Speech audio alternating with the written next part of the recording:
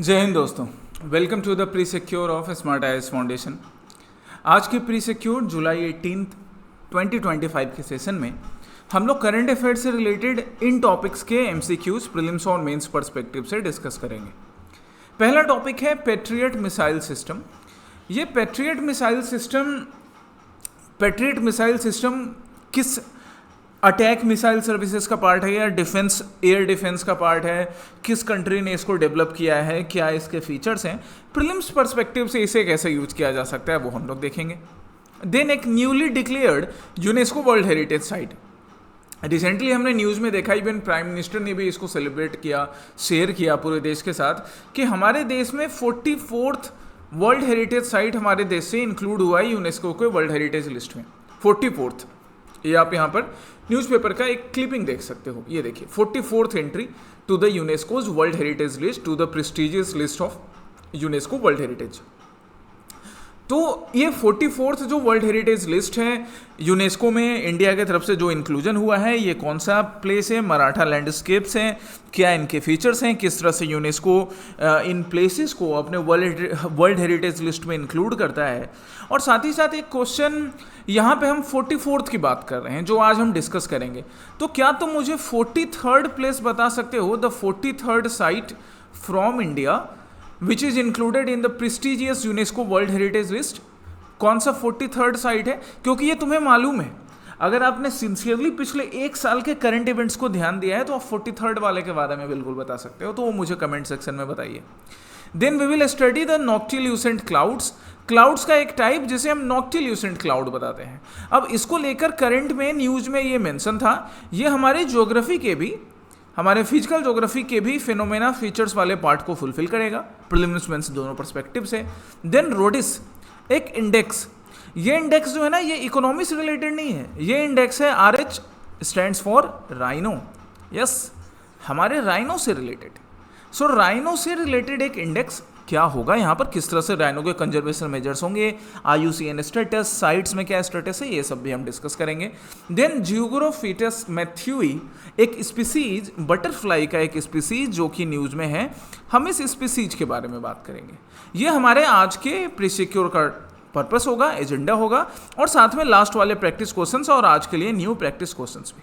ठीक है, अब आगे सेशन स्टार्ट करें उससे पहले आज APSC ने अपने प्रीलिम्स का रिजल्ट इशू कर दिया। सो कॉन्ग्रेचुलेशंस टू एवरीवन, हर उस कैंडिडेट ने जिन्होंने APSC प्रीलिम्स क्लियर किया, आपको कॉन्ग्रेचुलेशंस।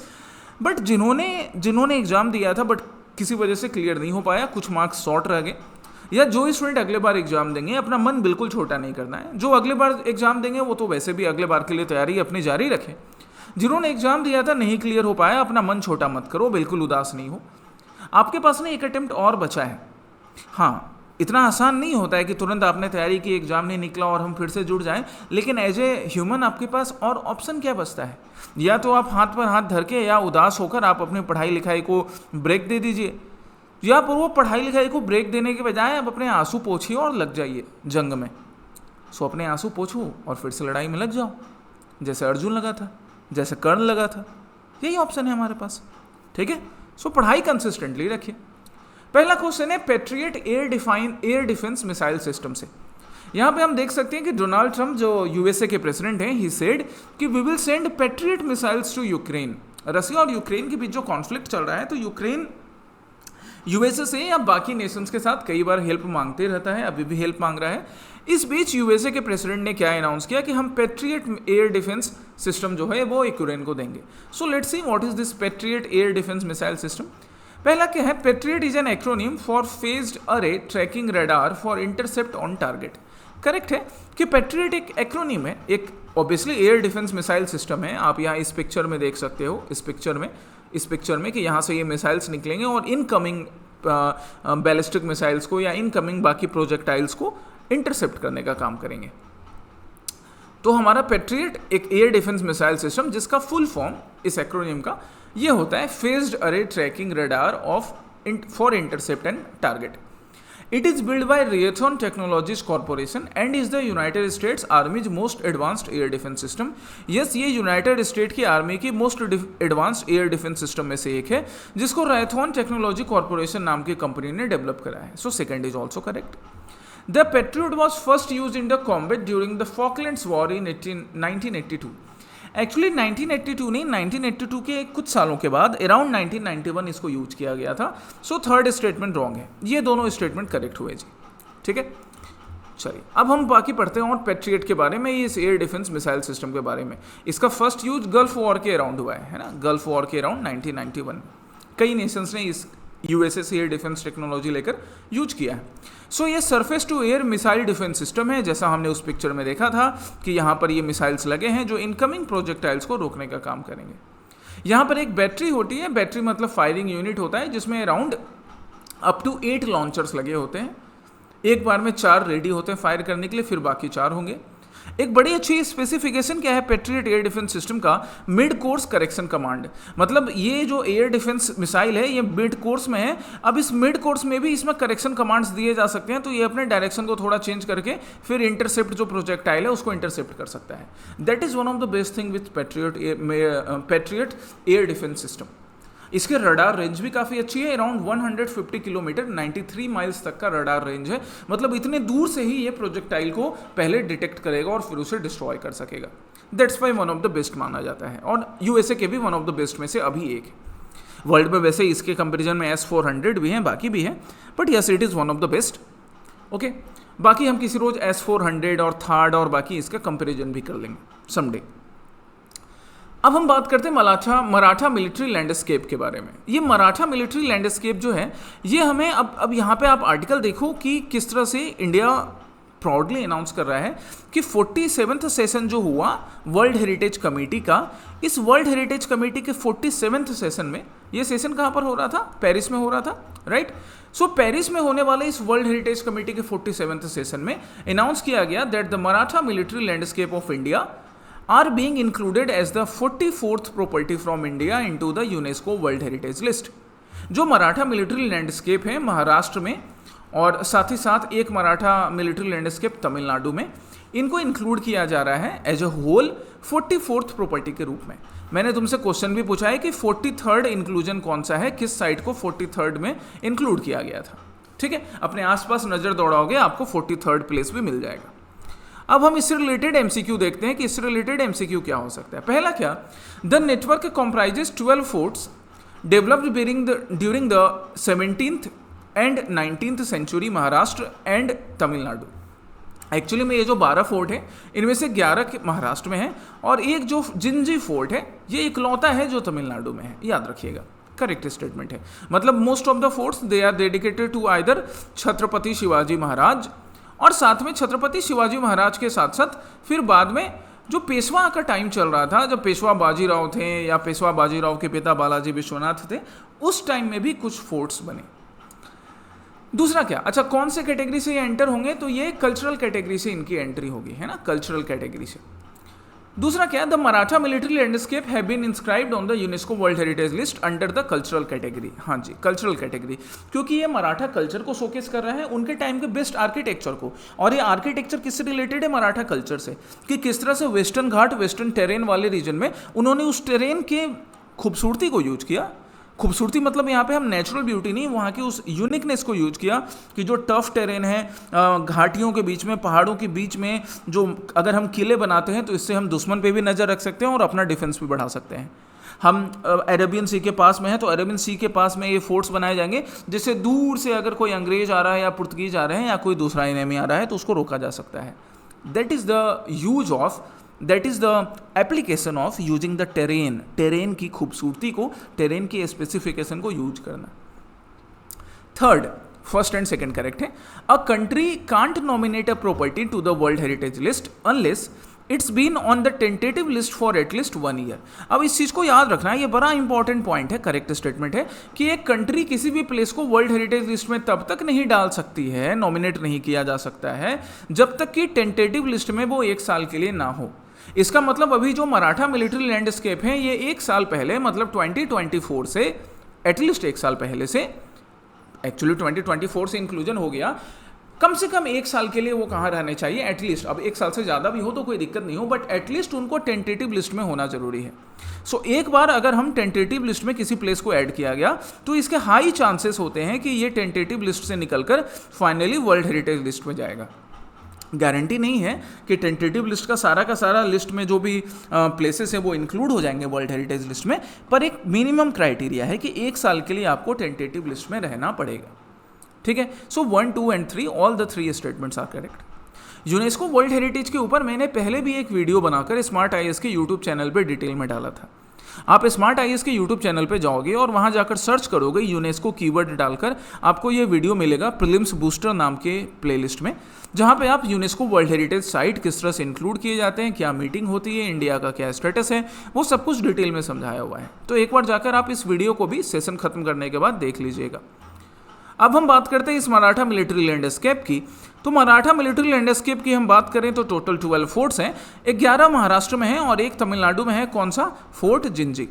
अलग अलग प्लेसेस पे, महाराष्ट्र और तमिलनाडु के अलग अलग प्लेसेस पे ये फोर्ट प्रेजेंट हैं, जो अलग अलग टाइम पे बनाए गए थे। एंड यूनिक मराठा आइडियोलॉजी को छत्रपति शिवाजी महाराज का जो मिलिट्री डिसेंट्रलाइजेशन का तरीका था कि अपने पावर को वेस्टर्न घाट वाले रीजन में महाराष्ट्र से लेकर तमिलनाडु तक डिस्ट्रीब्यूट कर लो, डिसेंट्रलाइज कर लो, जिससे दुश्मन को रोका जा सकेगा और मराठा पावर को एक्सपेंड किया जा सकेगा। साथ ही साथ टेरेन बेस्ड डिफेंस को यूज करना, अभी मैंने तुम्हें बताया, या गुरिल्ला वॉरफेयर, जिसके बारे में छत्रपति शिवाजी महाराज ने आगे सबको सिखाया, चाहे वो छत्रपति शिवाजी महाराज हो, छत्रपति संभाजी महाराज हो, पेशवा बाजीराव हो, तात्या टोपे हो, ये सब चीज भी यूज किया जा रहा था। And these are the uniqueness because of which in Maratha military landscape को कल्चरल कैटेगरी से इंक्लूड कर दिया गया यूनेस्को वर्ल्ड हेरिटेज लिस्ट में। हम यूनेस्को की बात करें, यूनेस्को वर्ल्ड हेरिटेज साइट में किस तरह से इंक्लूजन होता है, तो उसकी बात करें तो एक्चुअली में यूनेस्को वर्ल्ड हेरिटेज कन्वेंशन के अकॉर्डिंग जो 1972 में साइन किया गया था, India has also ratified it. कब रेटिफाई किया इंडिया ने? 1977 में। मतलब 1977 से लेकर India UNESCO world heritage convention का सिग्नेटरी है। बेसिकली इसमें 2 कैटेगरी होते हैं, कल्चरल एंड नेचुरल, और इस कल्चरल एंड नेचुरल को मिलाकर एक तीसरा कैटेगरी भी बनता है जिसको हम क्या बोलते हैं? मिक्स्ड। और 10 क्राइटेरिया होते हैं। 2005 से सिंस 2005 ये 10 क्राइटेरिया बनाए गए हैं। ये चीज़ आप ऐड कर लीजिएगा और लिख लीजिए। 2004 से 2004 तक थोड़ा डिफरेंट था, 2005 से ऐसा हुआ है सिंस 2005।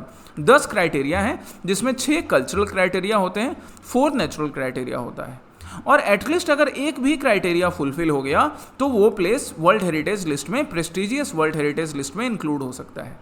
हम मराठा मिलिट्री लैंडस्केप की बात करें जो इंडिया की तरफ से 44th इंक्लूजन है, ये एक्चुअली 2 क्राइटेरिया को फुलफिल कर रहा है, एक कल्चरल क्राइटेरिया भी और नेचुरल क्राइटेरिया भी।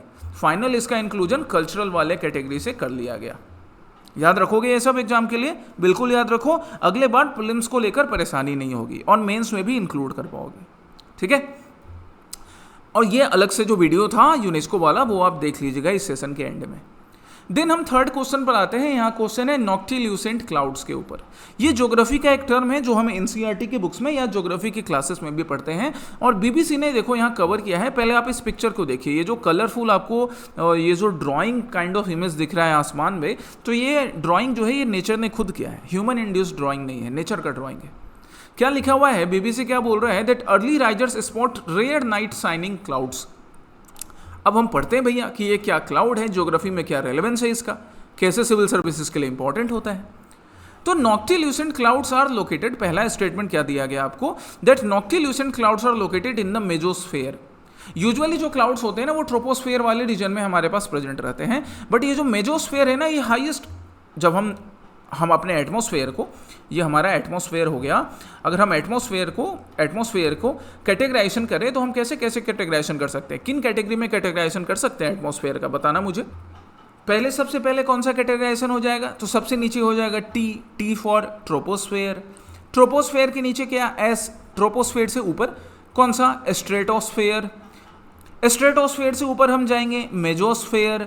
और अभी हम जिस क्लाउड की बात कर रहे हैं, हमारा नॉक्टिल्यूसेंट क्लाउड, वो कौन से लेयर में मिलता है? एटमॉस्फेयर के मेजोस्फेयर में। इसलिए इसको हाईएस्ट क्लाउड भी बुलाया जाता है, बिकॉज एज जो यूजुअली क्लाउड्स की हम बात करते हैं वो ट्रोपोस्फेयर वाले लेयर में मिल जाता है, पर ये जो नॉक्टिल्यूसेंट क्लाउड है ये मेजोस्फेयर वाले लेयर में मिलता है। मेजोस्फेयर से ऊपर भी हम थर्मोस्फेयर में डिवाइड कर सकते हैं। थर्मोस्फेयर से ऊपर हम सबसे आउटर वाले लेयर को एग्जॉस्फेयर बोल सकते हैं। इन लेयर्स की प्रॉपर्टी क्या है, एक बार आप खुद से भी पढ़कर मुझे बताओ, अदरवाइज ज्योग्राफी की क्लासेस में आगे आप पढ़ोगे ही इन लेयर्स की प्रॉपर्टी, क्या क्या इन लेयर्स की प्रॉपर्टी है। अच्छा, कोई मुझे बताएगा कि यूजुअली जो हमारे एरोप्लेन्स फ्लाई करते हैं वो कौन से लेयर में फ्लाई करते हैं, जरा बताना आप मुझे। पहला स्टेटमेंट तो करेक्ट हो गया जी कि ये मेजोस्फेयर में मिलने वाले क्लाउड्स है, मतलब हाईएस्ट क्लाउड्स बुला सकते हैं मेरे अर्थ के एटमॉस्फेयर का। They only appear during the winter months. अभी विंटर मंथ चल रहा है क्या, तुम मुझे बताओ। अभी विंटर मंथ नहीं चल रहा है ना, अभी कौन सा मंथ चल रहा है, समर मंथ चल रहा है। तो actually they do not only appear in the winter months, they actually mostly appear during the summer month. Mostly ये पोलर रीजन में या फिर हाई एल्टीट्यूड वाले रीजन में समर मंथ में देखे जाते हैं। कभी कभी आप इसको विंटर मंथ में भी साइटिंग कर सकते हो, बट वो रेयर होता है, बट मोस्टली समर में मिलते हैं। अब आज का प्री सिक्योर जो 18 जुलाई का है, इससे एक चीज़ समझ में आया ना कि अच्छा समर रीजन में कर रहे हैं, समर टाइम में कर रहे हैं, और समर टाइम में ये नॉक्टिल्यूसेंट क्लाउड न्यूज में था, तो हमें ये स्टेटमेंट तो कॉमन सेंस से ऐसे बन जाएगा। Second is wrong. थर्ड क्या, the term noctilucent is derived from the Latin words meaning night shining. हाँ जी, नाइट में या फिर मॉर्निंग होने से पहले जो अर्ली वॉचर्स होते हैं, जो सुबह सुबह उठते हैं, उनको ये दिखेगा नाइट साइनिंग। दो लैटिन वर्ड नाइट और साइनिंग से मिलकर बना है। Third is correct, so 1 and 3 are correct statement. 1 and 3 correct statement हो गया। अब हम थोड़े और फीचर्स पढ़ लेते हैं नॉक्टिल्यूसेंट क्लाउड्स के। तो बाकी फीचर हमें क्या कह रहा है भैया, that noctilucent clouds are thin wispy clouds that glow with a blue और सिल्वर ह्यू एट नाइट। रात को जब ये क्लाउड्स दिखते हैं, ये रहा पिक्चर हमारा, तो ये इस टाइप के थोड़े वाइट या फिर सिल्वर या फिर ग्लो करेगा, ये ब्लू कलर में, हल्का ब्लू, सिंस अगर ओवरऑल क्लाउड है, अगर वो वाइट कलर का है तो ब्लू टाइप की लाइट दिखेगी। जो Latin word night and shiny से मिलकर बना है, इसलिए इसको नॉक्टिल्यूसेंट बोलते हैं। सिंस ये हाई एल्टीट्यूड रीजन में ज़्यादा दिखता है, इसलिए इसे पोलर एटमॉस्फेरिक या पोलर मेजोस्फेरिक क्लाउड के नाम से भी बुलाया जाता है, क्योंकि मेजोस्फेयर में दिख रहा है, इसलिए पोलर मेजोस्फेरिक क्लाउड भी बोलेंगे। यूजुअली मई टू अगस्त का मंथ, तो कौन सा मंथ हो गया, समर सीजन। बट विंटर में भी आप देख सकते हो, सदर्न हेमिस्फेयर में भी ये कभी कभी विंटर में भी दिखेगा। सदर्न हेमिस्फेयर में एक्चुअली तभी समर सीजन स्टार्ट हो जाता है, बट अगर हम अपने यहाँ के कंपैरिजन में बात करें तो विंटर में भी दिखेगा, बट रेयरर होता है। एंड दैट्स वाई हम इसे यूजुअली पोलर रीजन में देखते हैं, नॉर्दर्न हेमिस्फेयर में यूजुअली मेजोस्फेयर में मिलता है। दैट्स वाई अर्थ के हाईएस्ट क्लाउड में काउंट किया जाता है। ये फीचर्स आपको याद रखने हैं नॉक्टिल्यूसेंट क्लाउड के लिए, ज्योग्राफी के लिए अपने। देन आता है अब रोडिस। अब रोडीज क्या है, रोडीज मैंने जैसा बताया कि ये राइनो से रिलेटेड है। आप यहाँ देखो, द हिंदू क्या कर रहा है, genetic analysis of Assam's rhino horn samples initiated. Even ये उस वाले हॉर्न का कर रहा है जिसका हमने एक्चुअली डिस्ट्रॉय किया था 2021 में। मतलब हॉर्न्स को लेकर आसाम में जो राइनो मिल रहे हैं, सिंस लार्जेस्ट नंबर यहाँ मिलता है, तो इनके राइनोज के हॉर्न को लेकर इलीगल मार्केटिंग भी चलती है। उस इलीगल ट्रेड को रोकने के लिए जब भी कभी हॉर्न जब्त किए जाते हैं तो उनको डिस्ट्रॉय कर दिया जाता है, ठीक है। तो 2021 में जो हॉर्न डिस्ट्रॉय किए गए थे, उनके सैंपल्स को अब स्टडी किया जाएगा। Now this is Roadies. अब हम देखते हैं भैया क्या है ये Roadies. So Roadies is actually rhino DNA index system, जो कि डेवलप किया था ओरिजिनली साउथ अफ्रीका में, बाद में इंडिया ने भी इसको यूज करना शुरू किया। करेक्ट है, मतलब यहाँ हम राइनो के डीएनए को स्टडी करेंगे। पहले इसको डेवलप किया था साउथ अफ्रीका ने, और अब इंडिया में since we also have one of the largest number of rhinos in the world, so we are also using this technology, rhino DNA index system. ठीक है जी, रोडीज। It builds a genetic database of individual rhinos exclusively from blood samples. अब अभी मैंने तुमको ये जो न्यूज़ दिखाया, न्यूज़ में यहाँ क्या लिखा हुआ है कि इसको एक्सक्लूसिवली ब्लड सैंपल से नहीं, ब्लड के अलावा राइनो का जो हॉर्न हो गया, इवन राइनो का जो डंग हो गया, या इवन सलीवा हो गया, और साथ में ब्लड, इन सब से एक्चुअली डीएनए कलेक्ट करके स्टडी किया जा सकता है। सो दूसरा statement wrong. In India, the Wildlife Institute of India is responsible for Rhodis genetic analysis under the Rhodis India program। बिल्कुल, ये जो हमारा wild life institute of India है, जिसके बारे में हमने पहले भी पढ़ा है, आज भी देखेंगे कि एक ऑटोनॉमस इंस्टीट्यूशन है ministry of environment, forest and climate change के अंदर। ये एक्चुअली में इन रिसर्च पर्पसेस को, इन रिसर्च इनिशिएटिव को लीड करने का काम करता है। So 1 and 3 are correct in this case. 1 and 3 correct हो गए हमारे लिए, ठीक है। चलिए, अब हम इस रोडीज से रिलेटेड बाकी जो एग्जाम स्पेसिफिक इंफॉर्मेशन है वहाँ आते हैं। सो एक वाइल्ड लाइफ फोरेंसिक टूल जहां राइनो के डीएनए को यूज किया जाएगा, ओरिजिनली साउथ अफ्रीका में डेवलप किया गया था और इंडिया अभी इसे यूज करता है। ये डीएनए सैंपल्स हम हॉर्न से, टिश्यूज से, डंग से, ब्लड सैंपल से, सलीवा से, कहीं से भी कलेक्ट कर सकते हैं राइनो के। एक बढ़िया जेनेटिक डेटाबेस बनाया जाएगा जिससे कि डीएनए प्रोफाइलिंग की जाएगी। अब हर राइनो का, जैसे हर इंसान का डीएनए अलग रहेगा, इंसान के डीएनए अलग रहेंगे, मतलब हम डिफरेंट पर्सन की बात कर रहे हैं जो एक दूसरे के सिबलिंग्स ना हो, तो जब अलग अलग डीएनए मिलेंगे, इससे ना क्या होगा कि हमारे पास एक अच्छा डीएनए का प्रोफाइल प्रिपेयर हो जाएगा। हम पोचिंग लोकेशंस को, या एनिमल्स की पोचिंग हो रही है, एक साथ उनकी पोचिंग हुई थी, या पोचिंग करने के पीछे क्या स्पेसिफिक रीजन रहा था, कहीं पर अगर मास पोचिंग हुई, तो इन सारी चीज़ों को हम कंट्रोल कर पाएंगे। That is actually the purpose. ये राइनो डीएनए या रोडिस सिस्टम का पर्पस है।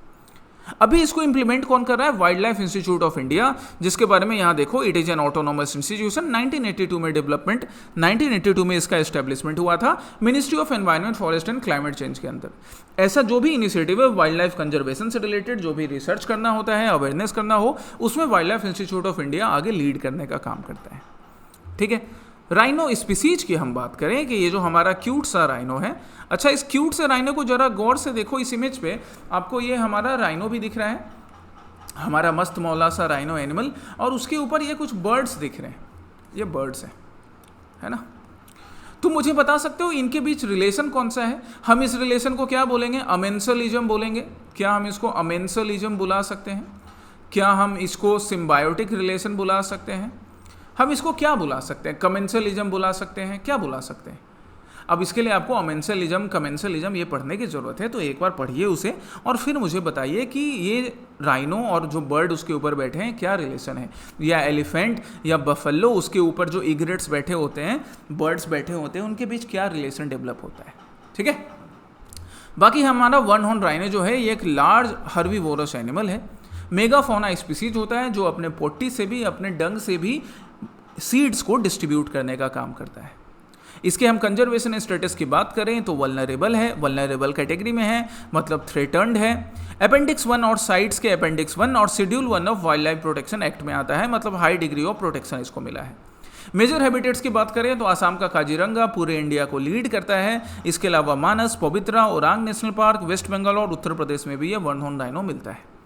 ठीक है, अब हम नेक्स्ट क्वेश्चन पर आते हैं। ये एक स्पीसीज न्यूज में मेंशन था, जहां पे द हिंदू बोल रहा है that new butterfly species Zographetus mathewi discovered in Western Ghat, और जिसका नामकरण किया गया है मैथ्यूई। ये जो नाम दिया गया है, ये मैथ्यूई नाम दिया गया जॉर्ज मैथ्यूज के पीछे, क्योंकि जॉर्ज मैथ्यूज साहब जो थे, he is a distinguished Indian entomologist. Entomologist मतलब the person who study about insects, who study about butterflies, जो इंसेक्ट्स कैटेगरी में आएंगे, इनका प्रिजर्वेशन, इनका कंजर्वेशन को स्टडी करें, उनको हम एंटोमोलॉजिस्ट बोलते हैं। एंड जॉर्ज मैथ्यू साहब ने काफ़ी काम किया है इंडिया में एंटोमोलॉजिस्ट कैटेगरी में।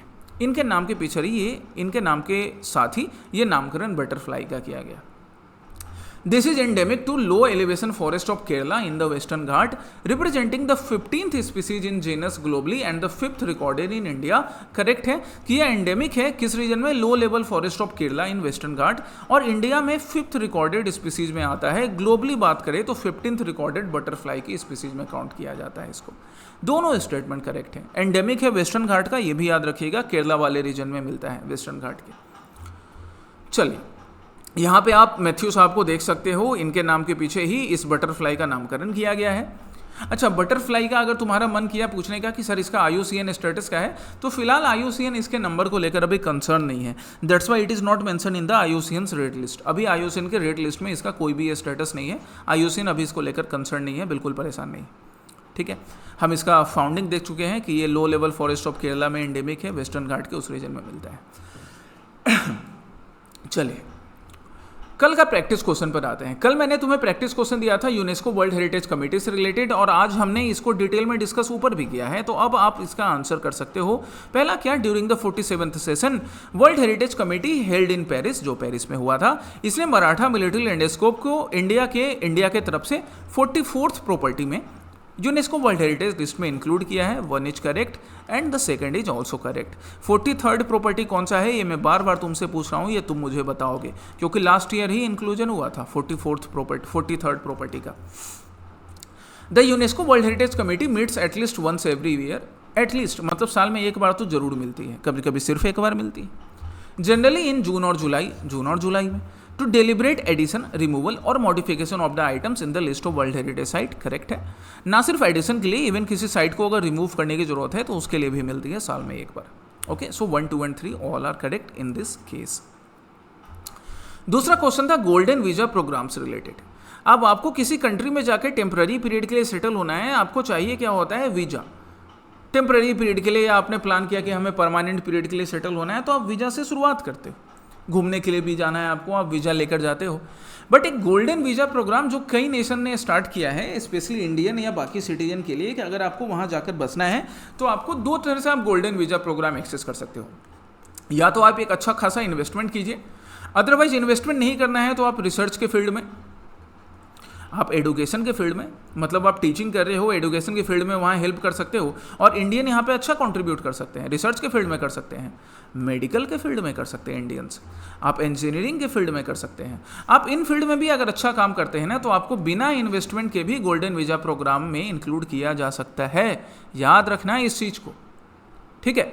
और अभी जो हम गोल्डन वीजा प्रोग्राम की बात कर रहे हैं, it is not started by United states of America. America कहाँ ही गोल्डन वीजा दे रहा है, वो तो भगाने के चक्कर में पड़ा हुआ है आजकल। ये एक्चुअली में हम यूनाइटेड अरब एमिरेट्स की बात कर रहे हैं। वैसे और कई नेशंस ने भी स्टार्ट किया था, फिलहाल हम यूनाइटेड अरब एमिरेट्स की बात कर रहे हैं, जो इंडिया और बांग्लादेश के सिटीजन्स को यूनाइटेड अरब एमिराट्स में गोल्डन वीजा देने की बात कर रहा है। This policy would do away with the current requirement of investing in property और a business with an application of residency for a period of 5 to 10 years. 5 से 10 साल के लिए आपको बार बार इन्वेस्टमेंट करना या एप्लीकेशन डालने के प्रोसेस से निजात दे देगा ये प्रॉपर्टी। आपको एक टाइप का परमानेंट स्टेटस मिल जाएगा, ठीक है। हालांकि वो permanent status through out the life time होगा, किस तरह से रिन्यू किया जाएगा वो भी एक पॉइंट है, बट हम इसको लाइफ टाइम रेसिडेंसी बुला सकते हैं। रिन्यू करवाना पड़ेगा बट लाइफ टाइम रेसिडेंसी रहेगा। Okay, so second statement is only correct, 1 is wrong. बाकी और कौन कौन से नेशन ने गोल्डन वीजा ऑफर किया है इंडिया को, ये चीज भी एक बार देख लीजिएगा आप। आज के लिए 2 प्रैक्टिस क्वेश्चन है। एक है इकोनॉमिक सिचुएशन, जो इकोनॉमिक्स के बेसिक कॉन्सेप्ट से रिलेटेड है, और आप इसे पहले पढ़िए दोनों स्टेटमेंट को और फिर देखिए कि क्या दोनों स्टेटमेंट ट्रू हैं। अगर ट्रू हैं तो क्या सेकंड वाला करेक्ट एक्सप्लेनेशन है या नहीं है, या फिर एक ही ट्रू है दूसरा गलत है, और फिर आंसर कीजिए। पढ़िए, अगर आपने अभी इकोनॉमिक्स की क्लासेस नहीं भी की है ना, फिर भी इस स्टेटमेंट को पढ़कर थोड़ा अपने कॉमन सेंस को इस्तेमाल में लाकर, जो कि पड़ोसी को उधार आपने नहीं दिया है अगर, तो आप इस क्वेश्चन का आंसर कर सकते हो। दूसरा क्वेश्चन है जीरो टीलेज फार्मिंग से रिलेटेड। कुछ नहीं करना है, अगेन यहाँ पे थोड़ा कॉमन सेंस लगाना है। मैंने स्टेटमेंट्स भी ऐसे फ्रेम किए हैं कि आप थोड़ा कॉमन सेंस लगाओगे तो जीरो टीलेज फार्मिंग आपको समझ में आएगा। या गूगल पे बस एक बार जाके सर्च करना और कुछ पढ़ना नहीं, बस इमेज देख लेना एक बार क्या है जीरो टीलेज फार्मिंग, फिर आप इस क्वेश्चन को कर पाओगे। जी आपके आज के 2 प्रैक्टिस क्वेश्चन हो गए, ठीक है। एक हो गया इकोनॉमिक सिचुएशन ये, और दूसरा हो गया जीरो टीलेज फार्मिंग। कल के प्री सिक्योर के सेशन में, नेक्स्ट सेशन में हम लोग फिर से न्यू टॉपिक्स के साथ मिलेंगे। अपनी पढ़ाई रेगुलर कीजिए, प्रीलिम्स का रिजल्ट जो भी रहा हो उसको एक्सेप्ट कीजिए पूरे मन से, रेगुलरिटी मेंटेन कीजिए। अगला रिजल्ट, अगला जो एग्ज़ाम होगा उसमें आपका नाम जरूर सुनिश्चित होगा, ठीक है। इसी उम्मीद के साथ पढ़ाई करते जाइए, do not lose hope. Okay, so take care of your mental and physical health and study well. जय हिंद।